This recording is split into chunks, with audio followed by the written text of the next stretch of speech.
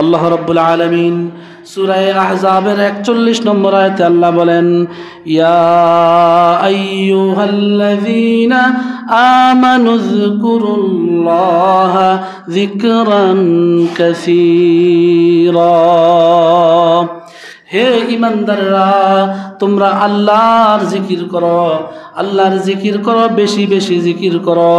সকাল সন্ধ্যায় জিকির করো, সকালে ঘুম থেকে ওঠার পরে আল্লাহর জিকির করো, কাজ কারবারে করার সময় আল্লাহর জিকির করো, জোহরের আজান দিলে আল্লাহর জিকির করো, আবার যখন কাজে যাও আল্লাহর জিকির করো, আবার যখন আসরের আজান দেয় আল্লাহর জিকিরে চলে আসো, আল্লাহর জিকির করার পরে আবার জিকির করো, আবার যখন কাজে যাইবা জিকির করো, মাগরিবের আজান হয়ে গেলে আবার আল্লাহর জিকিরের জন্য মসজিদে চলে আসো, আল্লাহর জিকির করো, সর্বদা আল্লাহর জিকির করো। বিশেষভাবে সকাল সন্ধ্যায় কিছু স্পেশাল জিকির করো। সূরা দাহরের 25 নম্বর আয়াতে আল্লাহ রাব্বুল আলামিন বলেন, ওয়াযকুর ইসমা রাব্বিকা বুকরাতাও ওয়া আসীলা। হে ঈমানদারেরা, তোমরা তোমাদের রবের নাম ডাকো, রবের নামের জিকির করো সকাল সন্ধ্যায়। সকাল সন্ধ্যায় মসজিদের এক কোণে বসে, ঘরের একটা কোণে বসে আল্লাহর নাম জিকির করো। আল্লাহ আল্লাহ আল্লাহ আল্লাহ আল্লাহ আল্লাহ আল্লাহ আল্লাহ আল্লাহ আল্লাহ আল্লাহ আল্লাহ আল্লাহ আল্লাহ আল্লাহ আল্লাহ আল্লাহ আল্লাহ আল্লাহ। আল্লাহর জিকির সকাল সন্ধ্যায় জিকির করো। আল্লাহ যদি বান্দা বলে, হে কোরআন বলো দেখি আর কোনো স্পেশাল সময়ে জিকিরের কথা আছে কিনা, কোরআনে কারীমের সূরা বাকারার 200 নম্বর আয়াতে আল্লাহ বলেন, ফাইযা কাওয়াইতুম মানাসিকাকুম ফাযকুরুল্লাহা কাযিকরিকুম আবাআকুম আও আশাদ্দা যিকরা।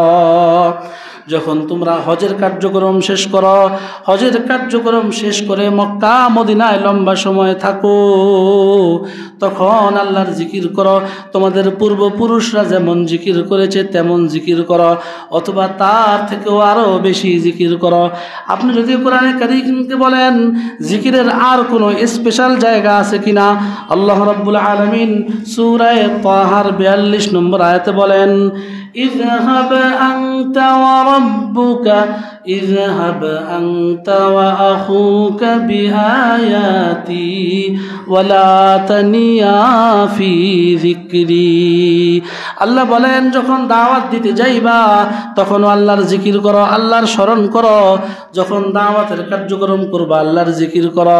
মুসা হারুন যখন ফিরআউনের কাছে দাওয়াত নিয়ে যাচ্ছিলেন, আল্লাহ রাব্বুল আলামিন বলেন, হে মুসা ও হারুন, তোমরা যখন আমার দাওয়াত নিয়া, আমার নিদর্শন নিয়া ফিরআউনের কাছে যাবা তখন আমার জিকির ভুলে যেও না।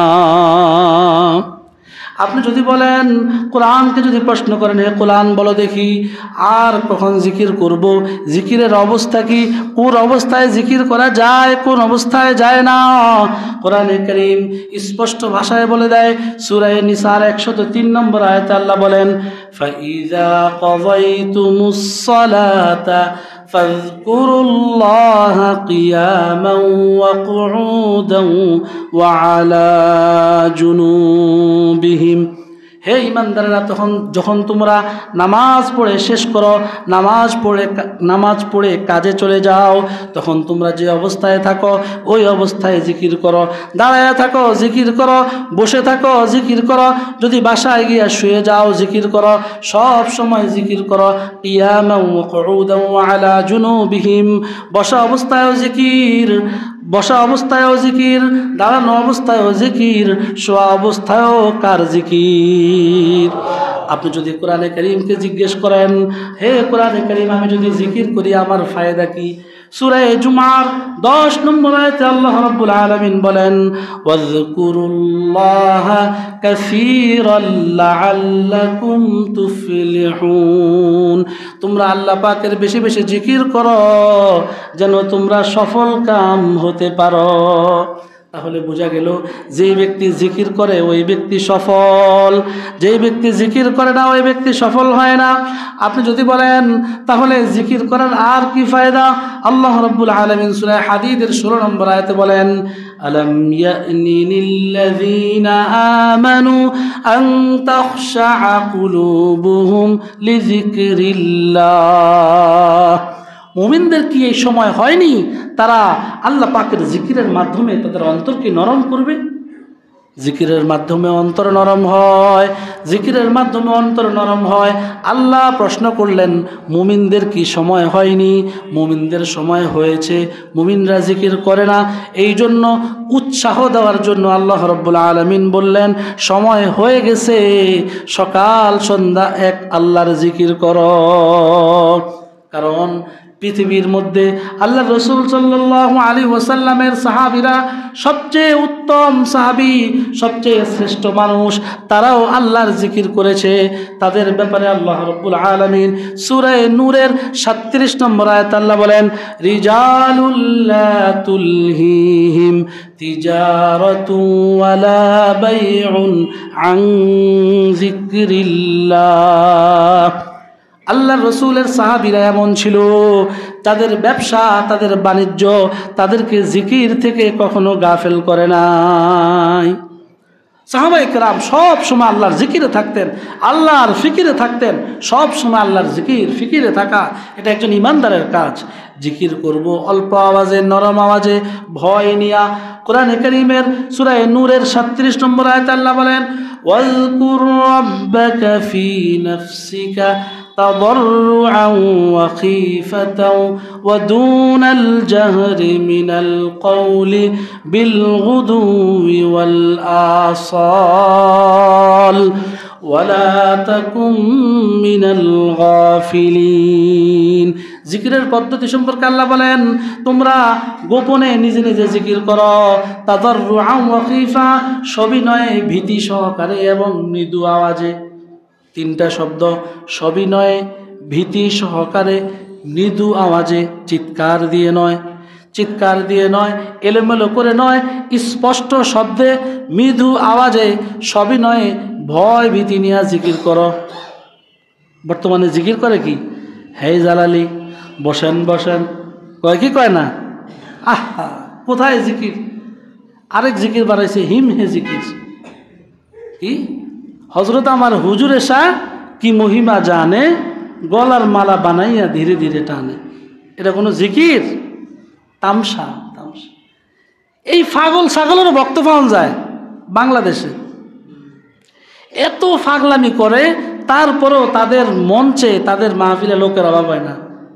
আছে আমাদের বিবেক, চিন্তা ভাবনা আছে যে আল্লাহর জিকির কিভাবে করতে হবে। কোরআনে কারীম স্পষ্ট করে বলে দিয়েছে, ওয়াজকুর রাব্বাকা ফি নাফসিকা, একাই কি বসে বসে, তাদাররুআন বিনয়ের সাথে, ওয়া খীফাতান এবং ভীতি সহকারে, ওয়া দুনাল জাহরি মিনাল কওল, জাহার মানে জোরে, দুনাল জাহার মানে আস্তে, আস্তে আস্তে মৃদু আওয়াজে জিকির করেন। ওয়ালা তাকুম মিনাল গাফিলিন, জিকির করতে গিয়া গাফেলদের অন্তর্ভুক্ত হয়ে যায় না। এই তাহেরি মাহেরি সব গাফেলদের অন্তর্ভুক্ত। কিসের অন্তর্ভুক্ত? সব গাফেল।